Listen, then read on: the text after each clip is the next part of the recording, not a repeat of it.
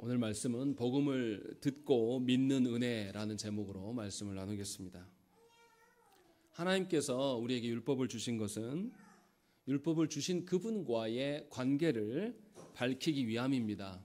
그래서 십계명을 주실 때에 십계명을 주신 분이 누구인지를 먼저 선언을 합니다. 그런데도 우리는 하나님을 제외하고 율법의 조항들만 붙잡고 씨름하는 경우가 많아요.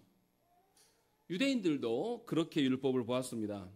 누구보다도 먼저 하나님께 직접 율법을 받았음에도 불구하고 하나님을 배제하고 율법만을 붙잡고 씨름하고, 그래서 그들이 얻은 의는 율법을 지키는 의만 그들이 깨달았다는 것이죠.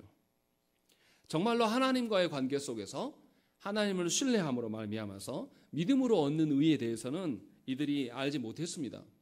왜냐하면 그들은 자신의 무능과 한계를 알지 못했습니다. 사람이란 원래 하나님을 떠나서 스스로 존재할 수 없는 자들이고, 하나님을 의존하는 것이 하나님이 사람을 창조하신 원리고 질서인데도 불구하고 이들은 스스로 하나님의 말씀, 하나님 없이도 그것을 지킬 수 있다라고 믿었다는 것이죠. 그래서 바울은 그리스도께서 모든 율법의 성취자 되신다, 하나님이신 그분이 직접 우리 가운데 오셔서 율법을 성취하심으로 그리스도 안에서 율법이 이루어져 가는 것, 그래서 율법의 궁극적인 목적이 그리스도를 마음으로 믿고 그를 신뢰하고 입으로 고백하는 것, 이것이 참다운 믿음이다라는 것을 지난 시간에 제시하였습니다. 그리고 바울은 자신이 제시한 복음이 자신에게서 나온 것이 아니라 이미 구약에서부터 하나님께서 율법을 주시면서 언약 백성들에게 제시하신 것임을 오늘 본문에서 확인시켜 줍니다. 그래서 유대인들이 그리스도를 부인한 것이 구약의 말씀부터 이미 어긋나 있다라는 것을 입증하는 것이죠. 이 사실은 우리에게도 동일하게 적용될 수 있습니다. 과연 우리가 구약에서부터 또 예수님이 직접 오셔서 구약의 말씀을 이루시고 그것이 우리에게 지금 복음으로 남아있는데 과연 우리가 복음에 합당한 태도를 갖고 있는가?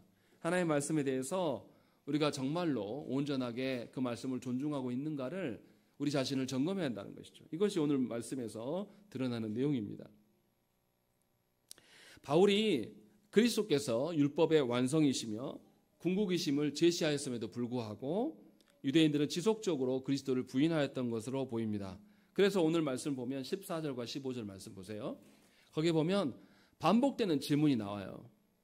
그런즉 그들이 믿지 아니하는 일을 어찌 부르리요? 듣지도 못한 일을 어찌 믿으리요? 전파하는 자가 없이 어찌 들으리요? 보내심을 받지 아니하였으면 어찌 전파하리요? 하면서 계속해서 바울이 뭔가에 대해서 계속 반문하는 질문을 던지고 있습니다. 그렇게 하는 이유가 무엇입니까? 13절의 말씀을 확증하려고 하는 거죠. 13절의 말씀을 한번 읽겠습니다. 시작.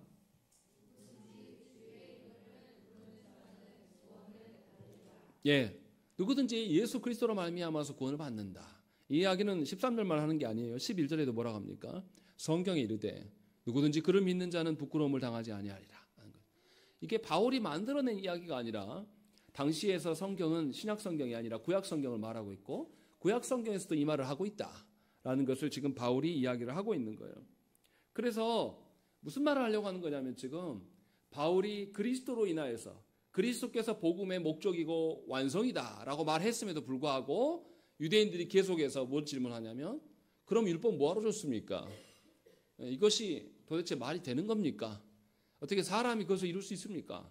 라고 하면서 예수 그리스도를 하나님의 아들로 보지 않고 계속해서 다른 질문들을 했던 것으로 보여요. 그래서 바울이 14절과 15절에서 반문하는 질문들을 계속 던지고 있는 것이고 계속해서 바울의 말에 대해서 거절하자 바울이 이제 든 방법은 뭐냐면 구약의 성경의 말씀들을 가져와서 봐라. 구약에서부터 하나님께서 이렇게 약속하신 거 아니냐라는 것을 입증하는 내용이 오늘 본문의 말씀이에요. 그래서 오늘 본문의 말씀 보면 구약의 말씀들을 인용하는 구절이 굉장히 많습니다. 여러 군데의 말씀들을 인용하고 있어요. 그래서 우리가 구약의 맥락을 이해하지 못하면 오늘 본문 이해가 안 됩니다. 바울이 두 가지의 먼저 말씀을 이야기해요. 요엘서의 말씀과 이사야서의 말씀을 가져와서 이미 구약시대 때부터 하나님께서 구원은 메시아를 통해서 이루실 것들을 말씀하셨다. 그리고 이것이 유대인에게만 적용되는 것이 아니라 모든 이들에게 적용되는 것이다 라는 것을 지금 강조하고 있습니다. 먼저 그러면 14절의 말씀 우리가 보십시다. 14절의 말씀을 읽겠습니다. 시작.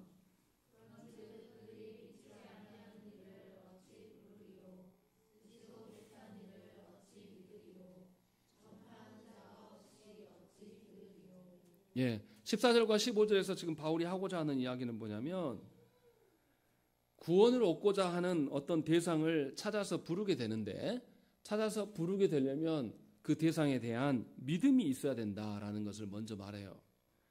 그런데 우리가 어떻게 믿냐? 들어야지 믿을 거 아니냐? 그래서 듣지 못하니까 어떻게 믿을 수 있는가라는 이야기를 하고 있고 또 들으려면 그 복음에 대해서 들을 거리를 전달해 주는 사람이 필요치 않는가라는 이야기. 그래서 복음을 전하는 자가 있어서 들을 수 있다라는 이야기를 14절에서 하고 있고요. 15절에서 무슨 이야기합니까? 보내심을 받지 아니하였으면 어찌 전파하리요? 라는 것이죠. 분명하게 복음을 전할 자를 보내셔야지만 우리가 복음을 들을 수가 있는 것 아니겠는가라는 것을 이야기를 해요. 그래서 구약에서부터 하나님께서 이미 복음을 전할 사람들을 보내시고 그 복음을 들리게 하시고 듣게 하셔서 드디어 그 복음이 우리로 하나에서 믿게 하게 되고 메시아의 어떠함을 전망할 수 있는 거 아니겠는가라는 것을 이야기를 하고 있는 것이죠. 그리고 나서 바울이 이제 뭐냐면 그 말하는 중에 이제 자기가 인용한 말씀들을 집어넣고 있어요. 13절과 15절에 인용한 말씀이 나옵니다. 요엘서와 이사야서의 말씀인데요. 먼저 13절에 누구든지 주의 이름을 부르는 자는 구원을 받으리라. 이 요엘서의 말씀을 인용한 것인데 요엘서의 맥락을 우리가 좀 이해를 해야 됩니다. 요엘서의 상황은 어떤 거냐면 이스라엘 백성들이 하나님의 심판 가운데 놓여 있습니다. 그래서 이스라엘 백성들이 하나님 굉장히 두려워하고 우리는 이제 끝났다라는 생각들을 갖게 돼요. 그런데 하나님께서 요엘 선지자를 통하여서 알려줍니다. 하나님이 심판하시는 것이 끝이 아니다. 하나님은 너희들을 심판하신 후에 의의 비를 풍성하게 내리실 것이다. 그래서 너희의 모든 죄를 제거하실 것이고 죄가 다 제거된 너희들에게 그 육체에게 하나님께서는 성령님을 부어 내리심으로 말미암아서 너희로 말미암아서 믿게 하실 것이다. 그리고 너희와 영원토록 함께 거하시면서 진리를 주실 것이다. 라는 이야기를 하고 있다는 것입니다. 그래서 그 진리를 증거하게 하실 것인데 그 진리를 증거하게 될 때에 누구든지 주의 이름을 부르는 자는 구원을 얻게 될 것이다. 라는 이야기를 하고 있는 거예요. 그러니까 구원에 대해서 사람이 어떻게 행하는 것에 대해서 어떻게 해서 했기 때문에 무엇을 이루겠다라고 말하는 게 아니라 너희가 하나님의 말씀을 그토록 부정하면서 하나님의 말씀이 하나님 앞에 매맞을 지경에 하나님의 심판에 이를 때까지 너희가 도달했음에도 불구하고 하나님은 심판으로 너희를 끝내는 것이 아니라 심판으로 죽이시는 것이 아니라 너희를 의롭게 하기 위한 심판이다라는 걸 이야기를 하고 있고 의로워진 너희들에게 새로운 것들을 전망할 수 있도록 성령님을 보내시고 성령님으로 말미암아서 메시아를 믿게 하셔서 너희가 의로운 존재로 하나님의 진리 안에 거하게 될 것이다 라는 것. 그래서 하나님의 말씀들이 너희가 전달되는 자, 그 말씀을 성취하는 자가 너희에게 갈 것인데 그로 말미암아서 너희가 구원을 얻게 될 것이다 라는 이야기를 요엘서의 말씀을 가져와서 하고 있는 거예요. 그러니까 유대인들이 말하는 대로 사람이 어떻게 했기 때문에 되어지는 것이 아니라 순전히 타락한 우리들에게 하나님의 말씀을 율법을 주셨음에도 지키지 않는 이스라엘을 향하여서 하나님께서 친히 행하심으로 말미암아 이 하나님의 백성들을 구원하실 것이다 라는 이야기를 하고 있어요. 여기서 강조점은 또 뭡니까? 유대인들은 자기들만 선하다라고 생각을 했어요. 그래서 자기들만 하나님의 언약 백성이라고 믿은 것이고 이방인들이나 자기들 중에 혼혈아가 있으면 다 제외시켰습니다. 그런데 분명하게 요엘서의 말씀에서 뭐라고 되어 있습니까?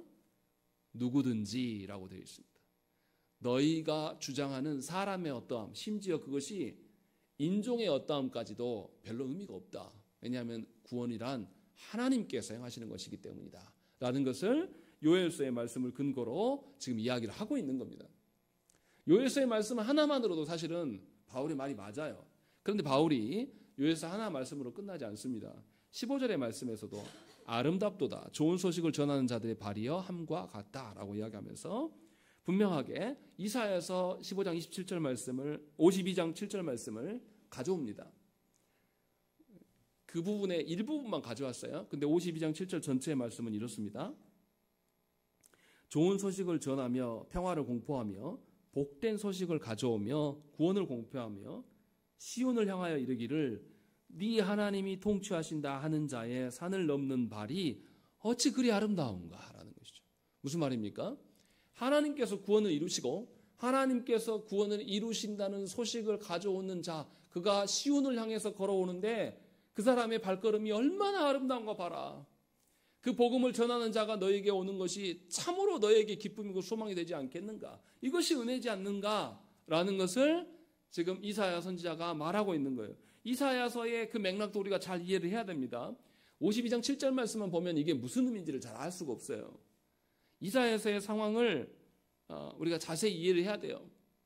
이사야서의 상황은 뭡니까? 이스라엘이 황폐하게 되었어요. 아수르로 인하여서 자기들이 모든 것을 빼앗기게 되고 외부로부터 계속 침략을 받으니까 이스라엘이 황폐해지고 의존할 수가 없는 상황이 된 것이죠. 그때 이스라엘 백성들이 하나님께 이제 하소연하면서 괴로워합니다. 그때 이사야 선지자가 하나님의 뜻을 알려줍니다. 하나님은 너희들이 황폐되었음에도 불구하고 하나님의 심판으로 너희가 황폐되었음에도 불구하고 하나님은 너에게 궁극적으로 영광을 보이시기를 원하신다. 그래서 모든 육체로 하나님의 통치하심을 알게 하시려고 지금 심판하는 것이고, 그러나 심판으로 끝나지 않고 하나님은 언약 백성들을 구하시고 돌보시며 인도하실 것이다 라는 것을 이사야에게 하나님이 말씀하시고 전하라고 하신 거예요. 그래서 이사야는 이 말씀을 받고 분명하게 이스라엘 백성들에게 이 상황을 모면하려고 하지 말고 이 상황을 연출하신 분이 하나님이시며, 하나님은 분명하게 너희들이 험한 것을 붙들고 있는 것에 대해서 하나님은 지적하신다라는 것이에요. 이스라엘 백성들이 자신의 상황이 어려워지니까 뭘 붙듭니까? 이방의 우상들을 붙잡아요. 그래서 하나님을 더욱더 진노하게 하신다는 거죠. 또 이스라엘 백성들이 어떻습니까? 세상의 어떠함을 붙잡으면서 하나님의 진노를 격발시키는 거죠. 그 일을 계속하고 있는 거예요. 그러니까 이사야 선지자가 무슨 이야기를 하냐면 너에게 참 왕은 하나님뿐이다. 다른 것이 없다라고 말하면서 그 증거로 이사야 선지자가 누구 이야기를 하냐면 바사왕 페르시아의 왕 고레스를 이야기합니다. 고레스가 어떻게 합니까? 이스라엘 백성들을 다시금 포로된 자들을 돌아오게 할 것들, 그 이야기를 이사야 선지자가 알게 하는 거예요. 미리 선포합니다. 그렇게 해서 하나님은 너희들뿐만 아니라 이방 왕까지도 들어서 사용하시는 하나님이다. 굳이 너희의 힘이 필요해서가 아니라 당신이 직접 스스로 당신의 주권대로 다스리시고 그 다스리심이 중앙에 너희가 있는 것이고 너희를 위하여서 이것을 이루어 가실 것이다 라는 것 분명하게 말씀하고 있는 거예요. 보여지기에는 지금 너희가 하나님의 심판으로 패망할 위기에 놓여 있고 그 패망 속에서 너희가 굉장히 고통스러워하지만 하나님은 이 심판으로 말미암아서 너희를 연단하시고 너희를 거룩하게 하시는 하나님이시다. 여전히 하나님은 너희를 향하여서 긍휼히 여기신다라는 것을 이야기를 하였다는 것이죠. 그래서 분명하게 이방의 어떠한 것들은, 이방의 우상들은 사람들에게 짐을 지우는 존재예요. 그런데 이스라엘의 하나님은 짐지워진 이스라엘의 그 짐을 스스로 들어주시고 하나님께 돌아오게끔 하나님께 회개를 촉구하시는 하나님이심을 이사야 선지자가 계속 설명합니다. 그리고 하나님은 이스라엘의 범죄에도 불구하고 이스라엘을 거룩하고 선하게 돌이키기 위하여서 하나님이 그들을 심판하시고 연단하시는 하나님이심을 이사야 선지자가 계속 설명합니다. 그리고 하나님은 약속하신 대로 이스라엘을 일으키시고 그들에게 그 더러워진 자들, 우상을 쫓아가는 음녀와 같은 이스라엘을 향하여서 다시금 하나님의 기업을 잇도록 하시겠다라는 것을 먼저 말해줍니다. 이 소식을, 이러한 감격적인 사실을 이제 가지고 오는 자가 있다라고 말하는 거예요. 너희에게 선지자가 그 말씀을 들고 오고 있다. 하나님의 구원과 복된 소식을 이제 소망으로 품고 하나님의 은혜로운 통치를 기대함으로 감격함으로 너희가 살 수 있게 될 것이다 라고 말하는 것이, 그것이 15절에서 인용된 이사야서 52장 7절 말씀이에요. 그래서 하나님이 너희를 회복시키시고 너희를 거룩하게 하시고 너희를 복되게 하실 것들, 다시 너희를 원상복귀시킬 것들에 대한 그 소망을 가진 자의 발걸음이 얼마나 아름답냐. 이것이 현존하는 현재의 너희의 어려움을 변화시킬 뿐만 아니라 미래의 일들까지도 전망하게 될 것이다 라는 것을 52장 7절 말씀으로 이야기를 해요. 그리고 이사야서 53장에서 드디어 무슨 이야기가 나옵니까? 우리가 잘 아는 53장 1절부터 11절 말씀에서 하나님의 통치가, 하나님이 약속하신 바가 고난의 종이신 메시아를 통하여서 모든 것을 성취하게 될 것이다 라는 것을 이사야서 53장 말씀에서 분명하게 알려준다는 것입니다. 이 사실을 아는 것이 얼마나 아름답고 즐거운 일인가 라는 것을 이야기를 하고 있는 거예요. 구약에서도 이렇게 말씀하셨다는 거예요.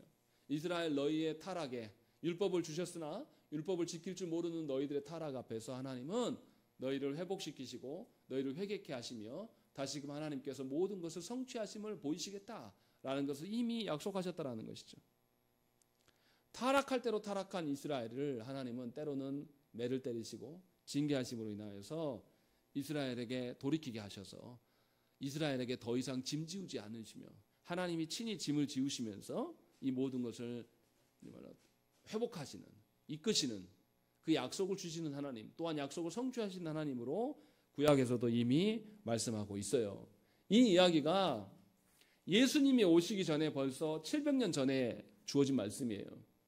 이미 예수님께서 오시기 전부터 구약에서도 구원의 복음이, 구원의 어떠함이 하나님께서 약속하신 메시아에게 있다라는 사실을 분명하게 알려주고 있다는 것입니다. 그리고 실제로 신약에 그런 사건이 있습니다. 사도행전 8장 말씀에 누가 나옵니까? 에티오피아 네시가 나와요. 네시가 그때 이사야서 말씀을 읽습니다. 이사야서 53장 말씀을 읽는데 뭔 말인지 이해가 안 돼요. 읽어도 무슨 말인지를 알 수 없어요. 그때 누구를 만납니까? 에티오피아 네시가 빌립을 만나요. 빌립을 만나고 빌립이 그 말씀이 메시아에 대한, 그리스도에 대한 말씀이다 라는 이야기를 빌립이 설명해줘요. 전해주는 자가 있어서 그 전한 복음을 듣고 에티오피아 네시가 듣고 깨달아요. 믿음이 생긴단 말이에요. 그리고 나서 뭐 합니까? 이 에티오피아 네시에게 빌립이 어떻게 합니까? 세례를 줘요. 그리고 이 에티오피아 네시가 정말로 예수 그리스도께서 나의 소망이 되시고 예수 그리스도로 말미암아서 내가 구원을 전망하게 되는 것에 대해서 기뻐하면서 자기 고향으로 돌아갔다라는 기록이 사도행전 8장에 나타난다는 것입니다. 그러니까 바울이 말한 대로 실제로 구약에서 약속하셨던 그 메시아이신 예수 그리스도로 말미암아서 구원받은 일이 이미 신약에서 이미 이루어지고 있는 것에 대해서 증거로 지금 말씀하고 있는 거예요. 그냥 없는 이야기를 하는 게 아니라 구약의 성경에서도 이미 요엘서에서도 그렇고 이사야서 말씀에서 그렇고 또 그것이 실제로 이사야서 53장의 말씀, 예수 그리스도에 대한 그 예언의 말씀들이 에티오피아 네시아에게도 이루어진 것을 증거로 내밀고 있다는 것입니다. 그러면서 확정되어진 사건을 지금 우리에게 알려주고 있는 거예요. 과연 우리는 이 그리스도로 말미암아서 그리스도를 알게 하는 복음을 우리가 존중하면서 그 안에서 우리가 소망을 찾고 있는가 돌아보셔야 한다는 것이죠. 여전히 이 복음이 아니라 구약의 이스라엘처럼 내가 지금 처해 있는 상황과 현실에 묻혀가지고 하나님의 약속을 따라서 살아가는 것이 아니라 지금 당장 내가 황폐하고 내가 너무나 괴롭고 어려우니 이 문제가 나에게 가장 인생의 중요한 문제다라고 살고 있는 것은 아닌지 돌아보라는 거예요. 바울은 지금 그 이야기를 하고 있는 겁니다. 유대인들이 믿지 못함은 하나님이 주시는 말씀에 대한 신뢰가 없기 때문이고 그 말씀에 대해서 온전히 하나님께 맡기지 않기 때문이라고 이야기를 하고 있는 거예요. 분명하게 성부께서는 누구를 보내셨습니까? 그 약속을 성취하기 위해서 약속을 먼저 아담이 타락하였을 때부터 누구를 보내시기로 약속하십니까? 예수 그리스도를 보내시기로 약속을 하셨어요.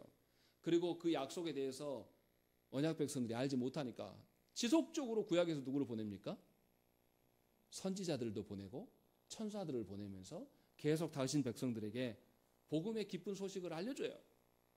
계속 복음은 들음에서 난다.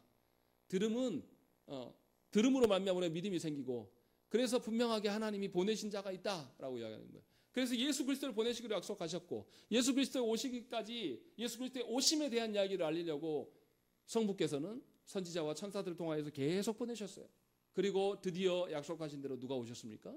예수께서 오셔서 약속을 다 이루시고 그 다음에 주님이 누구를 부르셨습니까? 교회에 대한 우리를 부르셨어요. 그리고 우리를 예수님은 제자들을 부르시고 그들을 또 어떻게 하셨습니까? 세상 가운데 보내셨어요. 성부께서 성자를 보내심처럼 성자께서 이루시고 난 이후에 그냥 이루시고 가버리시는 것이 아니라 교회된 우리들을 불러내시고 그 제자들을 다시금 세상 속으로 보내셨단 말이죠. 우리는 보냄을 받은 자예요. 부름도 받았으나 보냄을 받은 자라고 성경은 이야기를 합니다. 그래서 주님이 어떻게 합니까?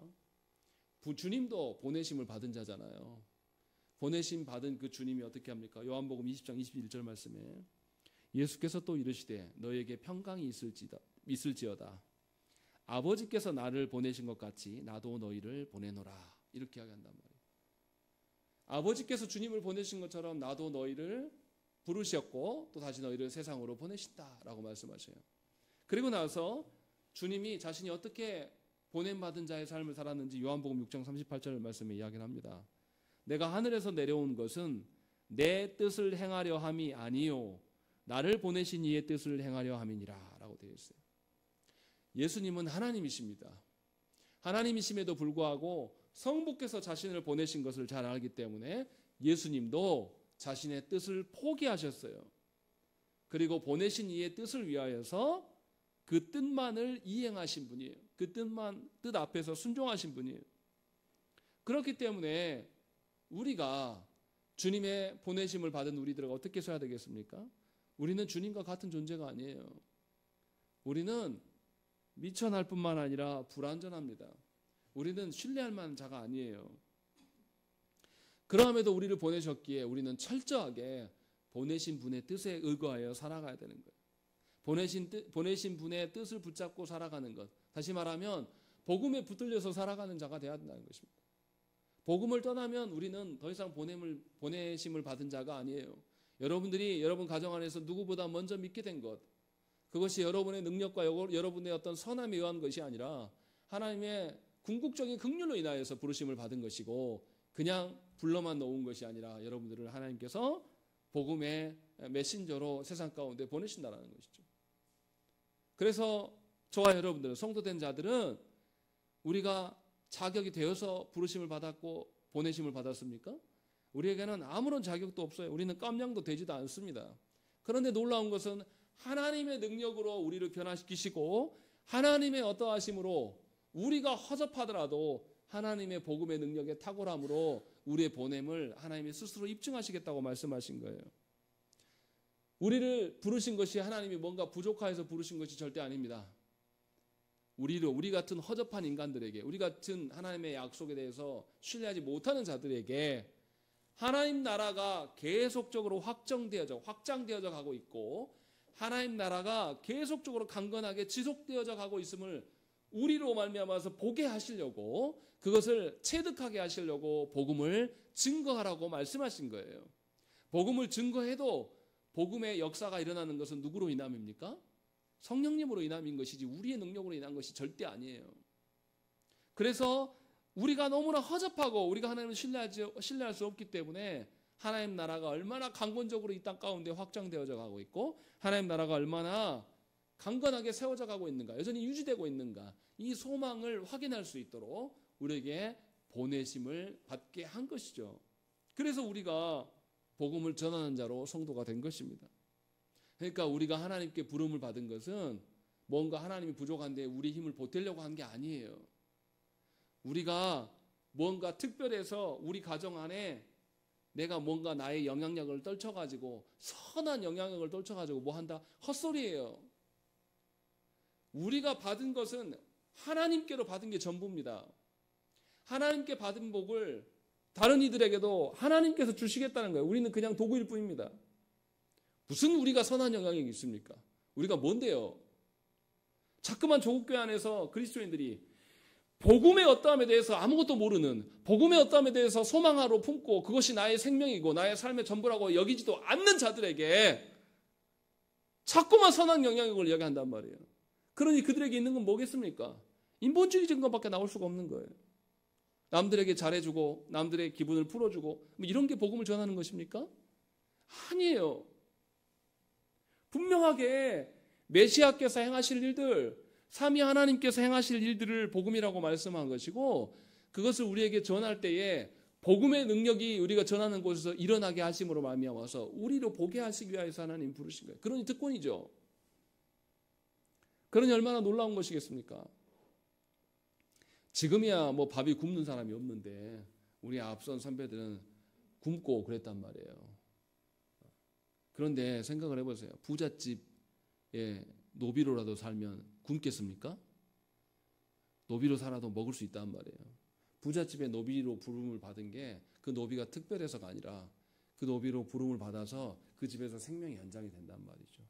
그 특권이 있어서 일반 서민들보다 부잣집 종노비 더 특별한 거예요.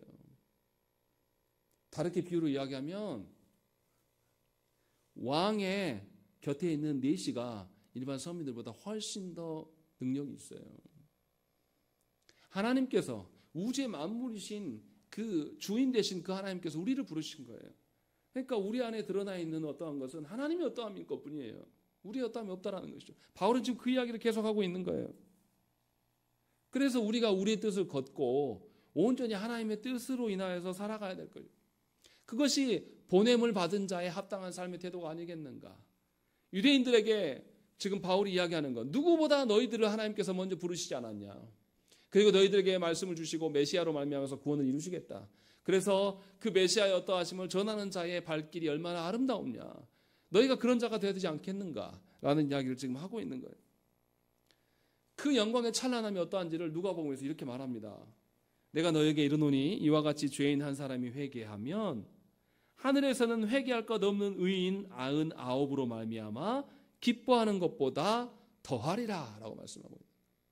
우리가 복음을 전하여서 우리같이 허접한 인간들이 복음을 전했을 때 한 영혼이 회개하게 되면 천국에 있는 99이 날뛰면서 기쁜 것보다 훨씬 더 큰 기쁨이 너에게 임할 것이다. 이 이야기를 하시는 거예요. 그래서 우리를 하나님께서 교회되게 하신 거죠. 이것은 갑자기 주어진 일이 아니에요. 하나님께서 처음 창조하셨을 때에 아담에게 뭘 시키셨습니까? 아담으로 말미암아서 피조세계의 다스리를 하신 것은 아담의 어떠함으로 다스리라는 게 아니라 피조세계가 누구로 인하여서 기동하게 됨을 알게 하라는 거예요. 하나님으로 인하여서 모든 피조세계가 하나님의 영광에 충만할 수 있도록 그 역할을 하라고 하나님 부르신 거예요. 그러면 하나님의 영광의 어떠함을 복음으로 인해서 증거하는 자에게 하나님의 영광이 있겠습니까? 없겠습니까? 당연히 있는 거예요. 그래서 여인이 예수님 앞에서 여인이 와서 개들도 주인의 상에서 떨어지는 부스러기를 먹고 삽니다. 라는 이 고백에 했던 그 여인이 참으로 믿음에 놀라운 것이에요. 자기는 개만도 못한 인간이라고 인정을 해요. 그러함에도 불구하고 주인의 상에서 떨어지는 그것으로 나는 충분히 족하다. 차고 넘친다. 라는 이야기를 하고 있는 거죠. 먼저 복음을 받은 우리들이 복음을 먼저 받았기 때문에 지식적으로 나의 어떠함과 내가 복음을 받았기 때문에 세상과 다르다라는 것만 이야기하면 우리같이 교만한 자가 될 수밖에 없는 거예요. 저국교회 성도들이 교만한 이유가 바로 여기에 있습니다.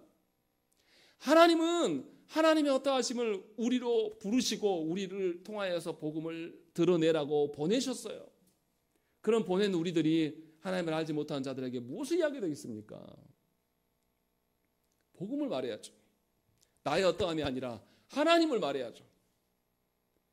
하나님께서 나에게 하신 체험을 말할 수 있어요.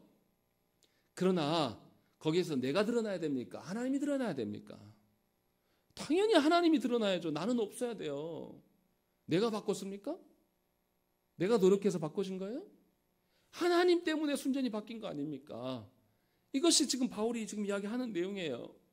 그러나 그 복음을 자신의 것으로만 여기고 자신만 특별하다고 생각하고 나만 주의 사람이고 너는 사탄이야 라고 살아가는 그 유대인들의 그 결과가 어떠한지를 지금 말하고 있는 겁니다.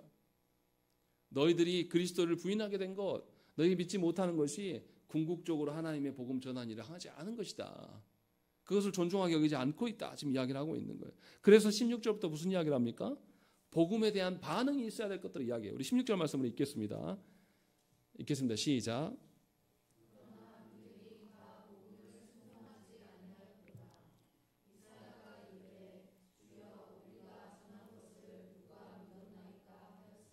예, 분명하게 이사야서 53장 1절 말씀을 가져와서 이야기를 하고 있는 거예요. 분명히 유대인들이 주께서 전하신 복음을 믿지 않았다고 바울은 말합니다. 그런데 유대인들만 그런 것이냐? 아니에요. 이사야 시대도 그랬다라는 거예요. 하나님께서 메시아를 약속해 주시고 복음을 주셨으나 이사야 시대에도 그들이 복음을 믿지 않았다라고 이야기를 하고 있는 거예요. 시대를 막론하고 복음을 전했지만 모두 다 복음에 순종하는 것은 아닙니다. 하나님은 변함없이 이 복음이 갑자기 생겨난 것이 아니라 원래부터 복음을 하나님 주셨고 이것으로 인하여서 우리를 부르셨어요. 그러니까 구약의 모든 사람이나 신약의 모든 사람들이 우리가 받고 누리는 것은 동일한 복음이에요. 달라진 것이 없습니다. 그런데 문제는 뭐냐면 순종의 반응이 있었는가예요. 그 이야기를 16절에서 이야기를 하고 있는 거예요. 그런데도 조국교 안에서 사람들이 어떻게 생각합니까? 이렇게 말하는 사람들이 있어요. 구약의 하나님은 정의로운 하나님이어서 율법만을 주시고 신약의 하나님은 사랑의 하나님이어서 복음을 주신 것이다. 이렇게 말하는 헛소리를 하는 사람들이 있습니다. 그런데 분명히 그렇지 않아요.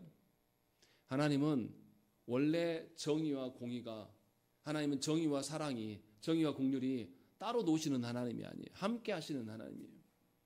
구약과 신약 모두 다 공의로우시면서 동시에 긍휼이 많으신 하나님이에요. 전혀 다르지 않습니다. 복음이 아담 때부터 하나님이 주어진 거, 약속하신 것이고 그것에 오실 것에 대한 것에 대해서 계속 꾸준하게 주어진 것이요. 그것이 우리에게 온 겁니다. 생각을 해보세요. 창조하셨을 때부터 있었던 복음을 우리 안에 들려지게 하여서 하나님께서 얼마나 수많은 사람들에게 전달하게 하시고 그들이 타락하였음에도 다시금 돌이키게 하셔서 다시 세우시고 전달하게 하시고 그래서 교회가 역사 가운데 없어지지 않게 하시고 우리가 찾아 나서서 우리가 초청하여서 들어온 교회도 아닌데 하나님은 죽음을 통하여서 사람들의 피 흘림을 통하여서 교회가 이 땅 가운데 오게 하시고 우리 동네까지 오게 하셔서 여러분들이 보게 된 거예요. 그렇게 하나님은 복음의 완전함을 지켜내기 위하여서 창조 때부터 그렇게 오늘까지 지키셔서 우리에게 온 거예요. 근데 문제는 뭐냐면 그렇게 꾸준하게 변함없이 하나님 지키셔서 우리 가운데 오게 하셨는 복음인데 우리는 그 복음을 발로 차버립니다. 말씀을 존중하는 사람이 없어요. 안 듣는단 말이에요. 고린도후서 1장 20절 말씀에 뭐라고 합니까?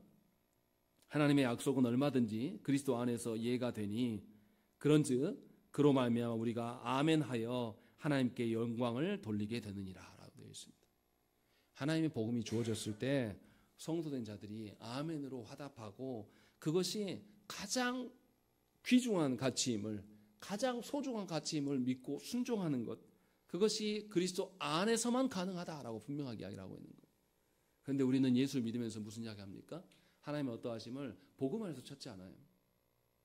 우리의 삶 가운데서 내가 소망하고 바라는 소원이 이루어지고 있는가?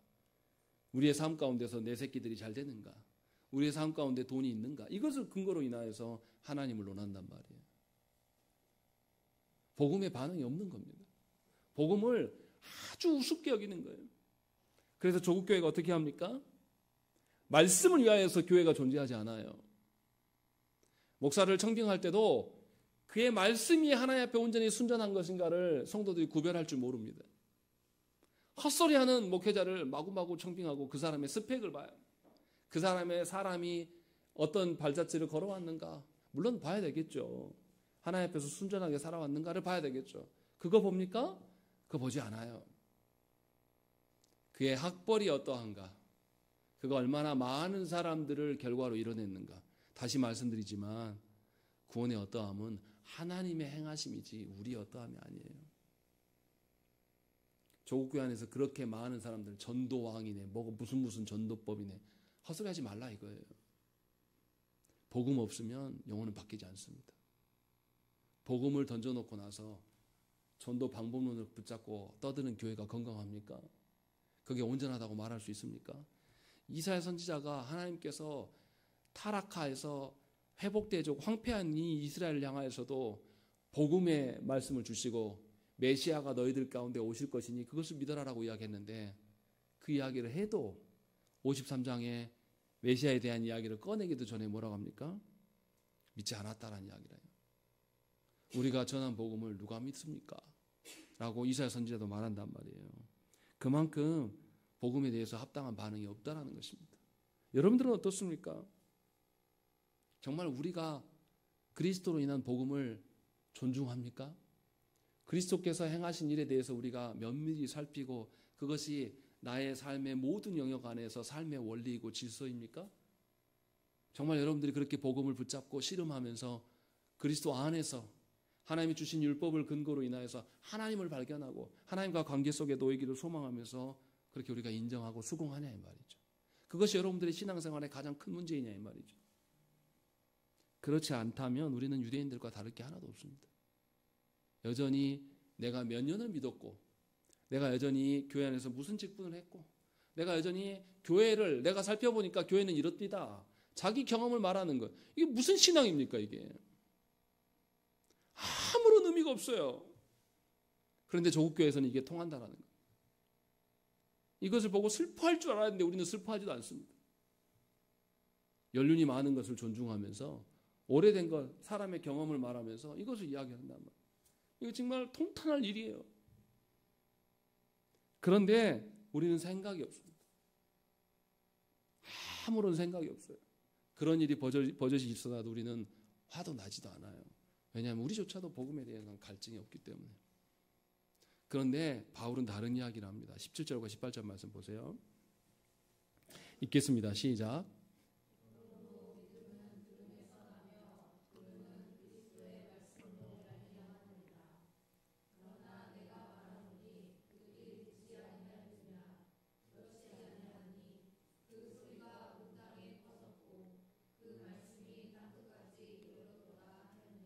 바울은 무슨 이야기를 하냐면요.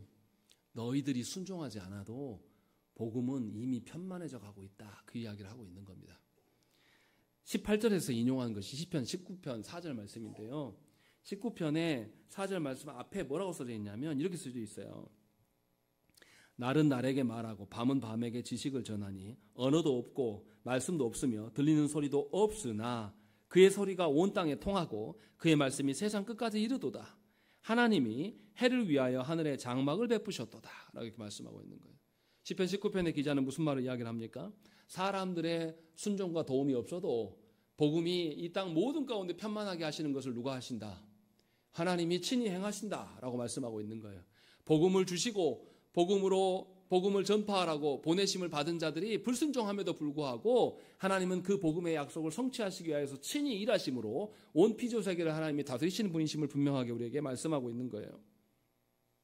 분명히 복음이 전달되고 복음을 들음으로 믿음을 갖게 되고 믿음으로 갖게 되면 분명하게 구원이 있어요. 하나님은 그 진리를 그 질서를 한 번도 꺾으신 적이 없어요. 하나님은 그것을 유지하기 위해서 우리 가운데 계속 조성하시는 하나님이에요. 그래서 우리가 순종하지 않을지라도 복음은 계속 진행할 겁니다. 그 이야기를 하고 있는 거예요. 디모데후서 2장에서 사도 바울이 그 고백을 합니다. 복음으로 말미암아 내가 죄인과 같이 매이는 데까지 고난을 받았으나 하나님의 말씀은 매이지 아니하니라. 바울이 경험한 바로 이야기하고 있는 겁니다. 바울이 로마에 끌려갔어요. 재판받으러 끌려갔습니다. 그런데 로마 시민권자에서 처음 끌려갔을 때는 어떤 셋집에서 감금당해요. 그렇지만 감옥이 아니라 셋집이기 때문에 사람들이 들락달락합니다. 거기서 계속 서신서를 쓰면서 복음을 전해요. 근데 그것만 말하는 게 아니에요. 지금 디모데서의 상황은 뭐냐면 바울이 다시금 로마에 붙잡혀요. 네로 황제에 등극하면서 이제 바울이 감옥에 갇힙니다. 죄수들처럼 사람들을 만날 수 없는 그 감옥에 갇혀요. 그래서 거기서 디모데 후서를 기록하고 있습니다. 그런데 뭐라고 말하냐면 바울은 자신은 갇혔지만 복음은 절대 갇히지 않는다라는 이야기를 하고 있는 거예요. 자신이 갇혔다고 해서 너희들 두려워하지 마라. 사도인 내가 갇혔다고 해서 교회들이여 실망하지 마라. 내가 갇혔어도 복음은 하나님께서 하시는 것이다 라는 이야기를 계속 하고 있는 거예요. 그래서 분명하게 복음은 보편성을 갖습니다. 사람의 손에 따라서 복음이 전해지고 전달되지 않는 그런 것이 아니에요. 그래서 어떻습니까? 우리 다 잘 아는 것처럼 복음이 이 땅 가운데 들어올 때 토마스 선교사가 들어와서 한마디도 못하고 성경책만 던져놓고 가서 죽었어요. 그것이 팩트예요. 그 다음 일을 우리는 모릅니다. 그런데 그 성경을 가지고 가서 뭐 그런 이야기가 전해지죠. 그 성경 가진 사람이 종이가 귀하니까 벽에 성경책으로 도배를 해놨다가 나중에 그거 보고 읽다가 회심했다고. 또 팩트가 뭡니까? 천주교가 이 땅에 전해질 때 어떻게 전해졌습니까? 선교사들이 들어와서 복음을 전했습니까? 아니에요. 성경이 들어오고 성경을 읽다 보니까 성경을 해설하는 다른 신학책들을 우리나라 사람들이 받아왔어요. 그러면서 예배는 이렇게 드리는 것이구나 라고 하면서 자기들끼리 모여서 예배를 드렸어요. 그래서 정부가 그때 조선이 이 가톨릭 신자들 어떻게 합니까? 학살하고 죽여요. 이 일에 대해서 이제 로마 교황청이 알고 조선의 왕에게 친서를 보내면서 죽이지 말아달라라고 요청하는 거죠. 놀란 겁니다. 로마 가톨릭도. 교회라는 것은 자기들이 전해야지만, 자기들이 교회를 세워야지만 교회라고 인정하고 살았는데 그게 아니라 자기들이 전한 적도 없는데 조선에 복음이 들어가서 순교자들이 나타난단 말이에요. 이 일이 우리의 역사 가운데 버젓이 있습니다. 이게 복음이 이렇게 놀라운 거예요. 왜냐하면 복음을 전달하는 분이 누구니까요? 하나님이셔요. 우리는 복음이 전달을 되는 그 현장을 복음을 전하면서 보게 되는 거예요. 이게 놀라운 은혜라고 지금 말하고 있는 거예요, 바울은. 우리의 능력으로 인하여서 복음의 어떠한 것이 아니라 복음이 전달되는 곳에서 복음이 합당하게 복음을 들은 자가 그리스도로 말미암아 성령님으로 말미암아서 변화되는 것을 너희가 보게 될 것이다 라는 이야기를 하는 거예요. 그때의 하나님의 전능하심을 목도하게 되는 것이고, 그리고 그것에 대해서 우리가 하나님께 고백할 수 있고 하나님을 더욱 신뢰할 수 있게 됨을 지금 말하고 있는 거예요.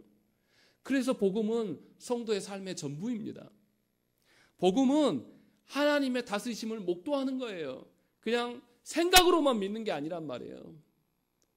복음이 전달될 때에 영혼이 바뀌고 복음이 전달될 때에 사람이 변화되는 것을 목도하는 사람만이 진정으로 하나님의 전능하심을 믿게 되는 것이죠. 그래서 복음을 듣고 믿는다는 것은 그냥 말씀의 몇 가지를 지키는 그런 것이 아니에요. 복음은 삶의 원리가 되는 겁니다. 내 죽고 사는 모든 것이 하나님께 달려있음을 확인하는 거예요. 그래서 성도는 복음의 말씀의 가치들이 어떤 특정한 영역에만 있으면 안 돼요. 자신의 존재하는 모든 영역 안에 하나님의 말씀이 있기를 소망해야 한단 말이죠. 내가 남편을 대할 때도, 내가 자녀를 대할 때도, 내가 이 세상에서 돈벌이를 행할 때도, 내가 이 세상에서 다른 친구들과 관계를 맺을 때도 모든 것이 하나님의 손안에 있음을 확인하는 것, 이것이 복음의 능력이고 성도의 합당한 복음에 대한 태도라는 거예요. 바울은 지금 그 이야기를 하고 있는 거예요. 그런데 유대인들은 그렇게 하지 않았습니다. 하나님의 말씀을 먼저 받았음에도 불구하고 그 말씀을 율법의 몇 가지 조항으로만 두고 그 부분에서만 지키면 나는 할 거 다 했어. 나머지는 내 자유. 이렇게 살아간 거예요. 그런데 조국교 안에 있는 수많은 성도들이 그렇게 산단 말이에요. 주일날 1시간 여기 와서 예배 드리고 그때만 내가 수고하고 나머지는 내 자유. 다 내 거. 내 마음대로 살아가는 것. 이게 성도입니까? 이것은 복음에 대한 합당한 태도가 아니에요. 분명하게 바울이 우리에게 지금 경고하고 있는 것입니다. 유대인들은 율법의 말씀을 받았을 때 누구로부터 생각했습니까? 아담으로부터 생각하지 않았어요. 모세로부터 생각을 했습니다. 그래서 모세가 자신들의 모든 것의 근거라고 생각했습니다. 그런데 바울은 하나님의 믿고 신뢰하는 이 복음을 누구부터 상정하냐면 아담부터 상정합니다. 아담이 어땠습니까? 피조세계에 누구를 드러내야 됩니까? 하나님을 드러내야 돼요. 아담은 아내를 볼 때도 하나님을 드러내야 되고, 아담은 피조세계를 먹는 문제를 다룰 때도 하나님이 뭐라고 하셨습니까? 모든 것을 먹되 하나는 먹지 말라고 하셨어요. 먹는 문제를 다룰 때도 하나님을 상정해야 되는 사람이에요. 아담이 거니는 모든 영역에 하나님이 상정되지 않는 부분이 없어요. 이게 복음이에요. 아담은 그래서, 바울은 그래서 복음의 문제를 아담으로부터 이야기를 하는 거예요. 그러나 유대인들은 착각한 겁니다. 모세로부터 생각한 거예요. 그냥 몇 가지 지키면 되는 거 아니요? 주일날 와가지고 내가 예배 드렸으면 다 했지. 나보다 더 어떻게 하라고. 내가 예배 안 빠지고 내가 새벽 기도까지 다 드리는데 더 이상 할 게 내가 뭐 있어. 이게 복음을 받은 자가 복음을 갖고 파송을 받은 자의 합당한 태도이냐? 아니라는 거죠. 분명하게 저와 여러분들이 깨달아야 돼요. 우리의 전 존재가 하나님께서 아담에게 피조세계 일부를 맡긴 게 아니에요. 피조세계 전부가 하나님의 다스림이 있도록 하라 라고 말씀하셨어요. 여러분들을 부르신 것은 여러분 자신은 물론이거니와 여러분들이 거닐고 있는 가정과 여러분들이 거닐고 있는 이 사회와 조국 대한민국의 이 땅에 하나님의 질서가 편만하도록 하나님께서 전하라고 명령하신 거예요. 그래서 어느 영역을 돌아봐도 하나님의 다스림을 경험하고 누릴 수 있게 하는 것. 그렇지 않겠습니까? 우리가 상상해서 생각을 해보세요. 우리가 신대륙을 찾았다고 생각을 해보십시다. 신대륙 찾아가서 길도 없을 거 아닙니까? 거기 가서 뭐 하겠어요? 신대륙 가서 그냥 텐트 치고 캠핑하면서 편하고 불 때고 그렇게 살겠습니까? 아니에요. 후손을 위해서 어떻게 하겠습니까? 마을을 짓고 길을 하고 계속 영토를 계속 넓혀가면서 후손들을 위해서 계속 뭔가를 구축해 나갈 거예요. 그래서 불편함이 없이 온전한 질서가 다스려지고 누구도 거기서 살인당한다든지 누구도 학대받지 않는 그런 질서를 만들기 위해서 처음에 개척자들은 그렇게 나갔을까? 얼마나 수고했겠습니까? 그 삶이 얼마나 척박했겠어요. 그렇지만 이루어져 가는 것을 보면서 나아갔을 거예요. 복음을 우리가 처음 받은 사람이에요. 우리는 복음의 질서가 아무것도 없는 거친 야생과 같은 그런 가정과 거친 야생과 같은 그런 우리의 삶에 내던져진 거예요. 그럼 우리가 거기서 뭘 해야 되겠습니까? 복음의 길을 뚫고 복음의 마을을 만들고 복음의 질서를 세워가려고 하나님 그렇게 부르신 거예요. 그렇게 부르시라고 하나님께서 유대인들을 먼저 부르신 거란 말이에요. 그런데 유대인들이 그것을 다 버렸습니다.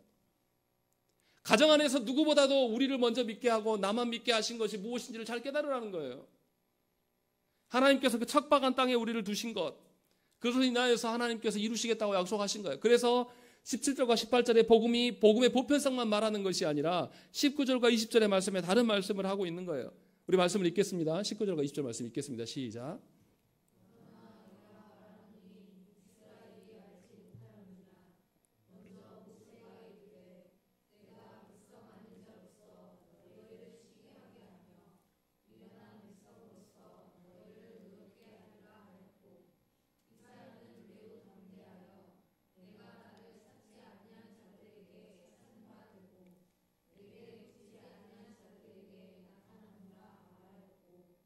예, 분명하게 19절과 20절에 두 번에서 이야기를 하는 거예요. 19절 말씀에 있는 것은 신명기 32장 21절 말씀입니다. 그들이 하나님이 아닌 것으로 내 질투를 일으키며 허무한 것으로 내 진노를 일으켰으니 나도 백성이 아닌 자로 그들에게 시기가 나게 하여 어리석은 민족으로 그들의 분노를 일으키리로다. 하나님이 똑같이 하시겠다는 거죠. 하나님 앞에서 하나님이 아닌 우상을 쫓아가요.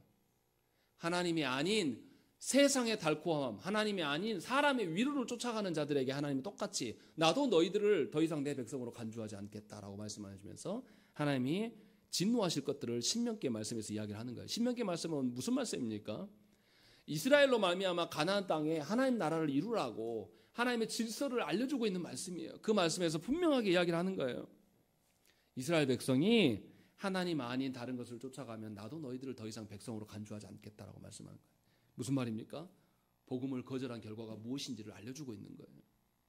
우리가 먼저 복음을 받았으나 그 복음으로 인하여서 우리 안에 복음의 질서들을 세워가지 않고 하나님의 주신 터전 안에서 영역 안에서 하나님의 복음의 질서들을 세우지 않으면 더 이상 우리를 복음으로 보낸 자로 간주하지 않으시겠다고 지금 말씀하고 있는 겁니다. 얼마나 무서운 말씀이에요. 분명히 이스라엘이 복음을 모르지 않았습니다. 알았어요. 그랬음에도 불구하고 이스라엘은 하나님을 찾지 않았습니다. 자신의 생각대로 살아갔어요. 우리가 속한 조국교회 현실도 다르지 않습니다. 교회가 하나님의 은혜를 잊어버린 지가 오래됐어요. 그래서 하나님의 주시는 복으로 살아가는 것이 아니라 세상의 안락함을 구합니다. 세상의 안정을 구해요. 그래서 우리 자녀들에게 우리가 무엇을 가르칩니까? 공부 열심히 해서 육신의 삶을 따라가면서 사람들 위에 서는 것. 그래서 조국에서 무슨 이야기가 열풍이 일어납니까? 의대 2,000명 증원하냐마냐로 인하여서 난리법석이에요. 학부모들은 기회는 이때다. 2,000명으로 늘어나면 우리 새끼도 의사 만들겠다. 하나님은 그런 자를 버리실 겁니다. 하나님은 복음을 존중하지 않고 복음이 얼마나 무실당하면 의사보다 못해요. 그 생각 안 해보셨습니까? 정말 우리 중에 교회 다니는 사람들 말하는 거예요. 교회 다니는 사람 중에서 정말 똑똑하고 공부 잘하는 아들이 신학교 가든가요? 그런 거 있지도 않아요. 공부하다 못해서 점수 맞춰서 가는 사람들이 신학교 가요. 그러면서 우리는 뻔뻔하게 굴어요. 우리가 교회를 위해서 얼마나 희생했는데요. 뭘 하긴 뭘 합니까? 세상처럼 되고 싶은 것뿐이잖아요.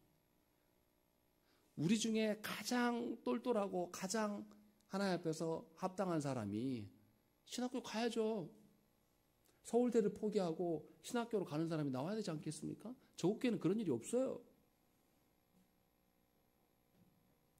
우리가 그렇게 존중하지 않는단 말이에요. 물론 지적인 탁월함이 하나님의 일을 하는 그런 것은 아닙니다만 진정으로 우리가 그것을 추구하고 소망하냐 이 말이에요. 성도들도 하나님이 돌보시는 안위함으로 살아가려고 그것을 맛보려고 살아가는 것이 아니라 이 땅에서의 부와 이 땅에서의 건강함과 이 땅에서 사람 관계로 인하여 살아가는 것이 가장 복이라고 말합니다. 그래서 그것이 일반화되어 있습니다. 너무나 슬픈 현실이에요. 그러나 분명하게 기억하셔야 돼요. 복음이 유대인들에게 주어졌다가 유대인들이 거절했을 때 하나님은 그 복음을 옮기셨습니다. 이제는 유대인들에게 주지 않으셔야 하나님. 우리에게 복음이 아직은 있어요. 그런데 하나님께서 영영이 조국교회 안에 복음을 주시겠습니까? 맡기시겠습니까? 하나님께서 언젠가 우리에게 복음을 거두실 겁니다. 우리를 모른다 하실 거예요. 잘 생각을 해보셔야 돼요. 요즘에 히말라야에 있는 그쪽의 나라들에서 복음을 막 받아들입니다. 파키스탄이 회개하는 사람이 엄청 많아요. 조국교회 40-50년 전에 회개하면서 주 앞에 엎드린 자가 많았던 것처럼 지금 그 일들이 일어나고 있어요. 선교사들이 막 강압적으로 한 것도 아닌데 하나님께서 회개하는 역사를 주신단 말이에요. 우리는 없어요. 계속해서 복음에 대해서 거절하면서 말씀이 있는 곳에 불렀어도 우리는 복음에 관심이 없습니다. 교회들마다 말씀을 바르게 알고 말씀대로 살려고 하는 그런 몸부림이 보이지 않아요. 얼마 남지 않은 것 같아요. 경각심이 없습니다. 그러나 바울은 19절과 20절에 분명하게 이야기를 하는 거예요. 20절 보세요. 내가 나를 찾지 아니한 자들에게 찾은 바 되고 내가 묻지 아니한 자들에게 나타났노라. 주님이 이렇게 하시면서 부정적으로 끝내는 것이 아니라 소망을 주고 계셔요. 그리고 21절 말씀에 궁극적인 이야기를 합니다. 21절 말씀을 읽겠습니다. 시작.